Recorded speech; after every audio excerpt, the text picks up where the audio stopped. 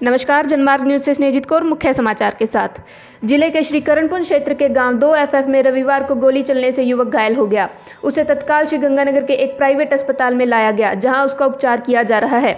युवक कारपेंटर का काम करता है तथा वह अपने 2 साथियों के साथ गांव 2FF के एक खेत में कारपेंटर के कार्य के रुपए लेने गए थे। इसी दौरान गोली चलने से युवक घायल हो गया। प्राप्त जानकारी के अनुसार युवक जगदीप सिंह गांव 15 EEA का रहने वाला है।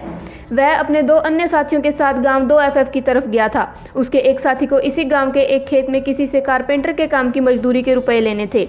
जिस खेत में घटना हुई वहां जगदीप और उसके अन्य साथी को छोड़कर तीसरा साथी रुपए लेने के लिए खेत में चला गया। इस इलाके में नीलगाय बहुतायत से है। ऐसे में किसी ने नीलगाय को डराने के लिए गोली चलाई और यह जगदीप को लग गई। घायल जगदीप को आसपास के लोगों ने संभाला तथा उसे उपचार के लिए श्रीगंगानगर के प्राइवेट अस्पताल में लेकर आए। यहाँ पुलिस कर्मियों ने उसके साथ आए लोगों से जानकारी ली। पुलिस इस मामले में जांच कर रही है। पुलिस के अनुसार युवक को कंधे के नीचे की तरफ गोली लगी है तथा यह गोली नीलगाय को डराने के लिए चलाई गई थी।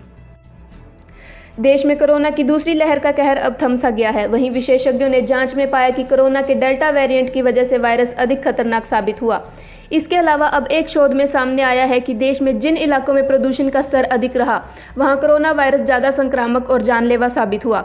विशेषज्ञों के अनुसार वायु गुणवत्ता और अधिक PM 2.5 उत्सर्जन करने वाले क्षेत्रों में संक्रमण और इससे संबंधित मौतों की संभावना अधिक रही।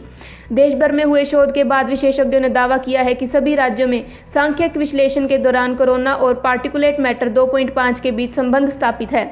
इसमें पार्टिकुलेट मैटर 2.5 की सांद्रता और कोरोना से मौत के बीच सीधा संबंध 0.61 का है।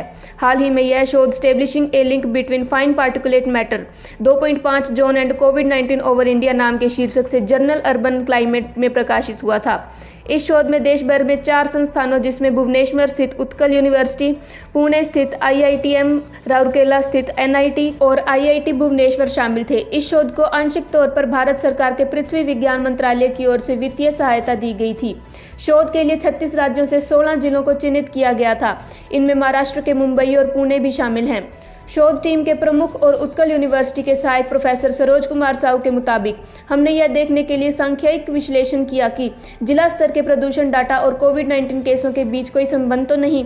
हालांकि यूरोप में 2 डाटा सेटों के बीच संबंध तलाशने के लिए कुछ रिसर्च हुए हैं, लेकिन भारत में यह पहला शोध है। साहू के अनुसार शोध में सामने आया कि जिला स्तर के प्रदूषण और कोविड-19 मामलों के बीच सीधा संबंध है और यह कोरिलेशन 0.61 है। इसके साथ ही परिवहन और औद्योगिक गतिविधियों में भारी मात्रा में जीवाश्म ईंधन जैसे पेट्रोल, डीजल और कोयला आदि के इस्तेमाल वाले क्षेत्रों में कोरोना के सबसे अधिक नए केस सामने आए। वैज्ञानिकों की ओर से विकसित नेशनल एमिशन इन्वेंट्री के अनुसार उत्तर प्रदेश के बाद महाराष्ट्र सबसे अधिक प्रदूषण उत्सर्जन करने वाला राज्य है। हालांकि प्रोफेसर साहू ने यह भी कहा कि यह ध्यान रखना महत्वपूर्ण है कि प्रति व्यक्ति PM 2.5 उत्सर्जन के मामले में महाराष्ट्र UP से आगे है। महाराष्ट्र में जहां 828.3 गीगाग्राम प्रति वर्ष PM 2.5 दर्ज किया गया, वहीं उत्तर प्रदेश में यह आंकड़ा 1138.08 है।